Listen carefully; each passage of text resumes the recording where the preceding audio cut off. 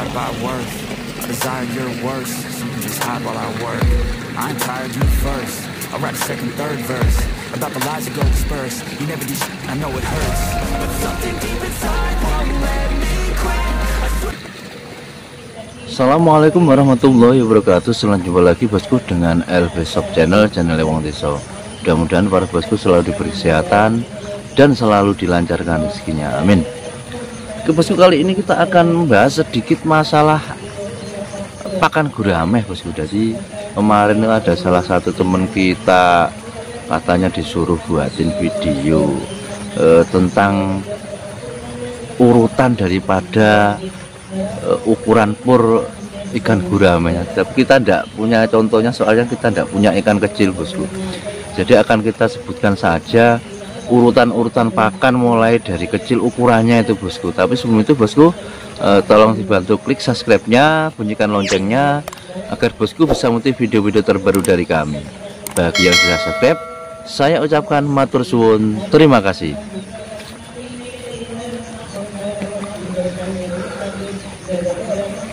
Kalau masalah ukuran pakan itu sebenarnya kemarin saya bilang tuh bisa diakali, umpamanya yang masih kecil itu kita tidak punya pur kecil ya, yang pur yang besar itu dibibis supaya nanti pakannya itu gembur bosku, jadi terus dididili. Tapi yang ini teman kita ini minta urutan ukuran pakannya bosku. Jadi kalau umpamanya dari tabur telur itu bosku, itu biasanya 2-3 hari sudah mulai ya membentuk nener. Itu nanti kalau sudah membentuk nener itu biasanya di awal-awal pakan itu, setahu saya loh bosku, nanti ya mungkin bisa cross check lagi, itu dipakai pakan cacing bosku. Jadi cacing kita beli cacing kecil-kecil itu yang nanti pakannya dikasih dalam dimasukkan ke dalam air tuh, nanti dididili lama-lama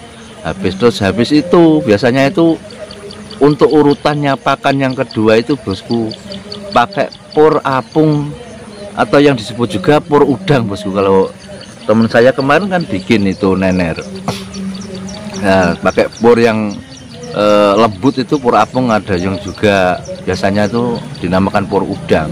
Nah itu nanti dikasih itu, soalnya kan masih kecil-kecil, jadi habis cacing dikasih pur udang itu. Terus habis pur udang itu nanti bosku kalau ukurannya sudah sekitar ya 1 sentian lah, itu bisa langsung diganti dengan PF yang PF 500 bosku. Jadi purnya itu kecil sekali, ukurannya PF 500. Nanti melihat banyak jumlah ekorannya bosku. Biasanya nanti bisa ngira-ngira lah habisnya berapa, waktunya ganti berapa, itu sambil jalan melihat populasi yang ada. Habis itu apa pur PF 500 itu nanti bisa oper lagi setelah agak besar sedikit bosku, itu di ukuran PF 800 bosku. Jadi habis PF 500 terus PF 800 terus habis PF 800 itu nanti bisa ganti PF 1000. Nah, itu ada urut-urutannya tersendiri.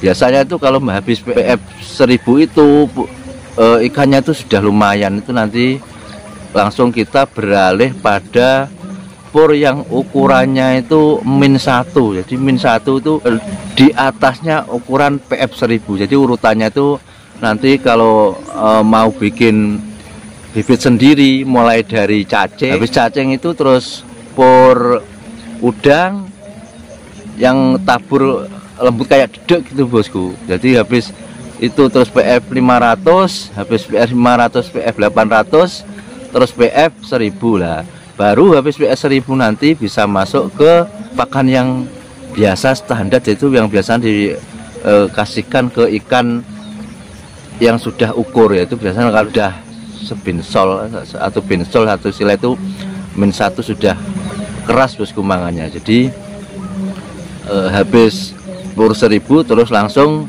kita pakai -1.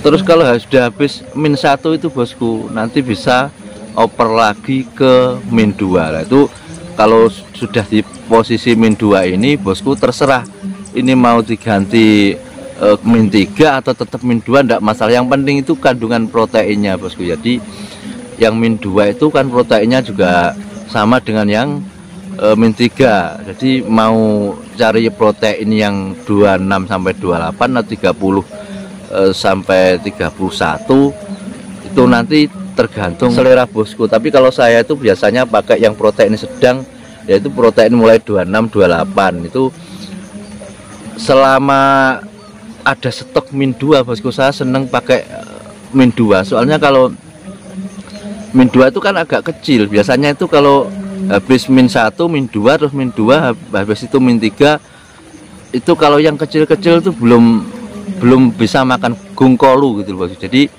habis min 1 itu nanti bisa yang agak lama itu pakai min 2 saja. Kalau saya kalau ada stok sampai panen saya pakai yang min 2 itu. Tapi kalau tidak ada stok ya nanti beralih ke min 3. Yang penting kandungan proteinnya itu sama bosku. Jadi untuk urut-urutannya pakan seperti itu, nanti tergantung. Pokoknya kalau sudah habis pur kecil itu bosku bisa selera min 1, min 2. Di min 2 itu bisa lama, terus itu diganti min 3 enggak masalah, tetap min 2 sampai panen enggak masalah, malah bagus. Soalnya nanti butirannya itu kalau min 2 antara min 3 sama-sama 1 kilonya itu bosku, itu masih banyak min 2, soalnya babar lebih kecil lagi, jadi lebih merata. Kalau min 3 itu kalau dihitung jumlah itu bosku sama-sama 1 kilonya, yang jelas lebih banyak min 2 nya, soalnya butirannya kecil.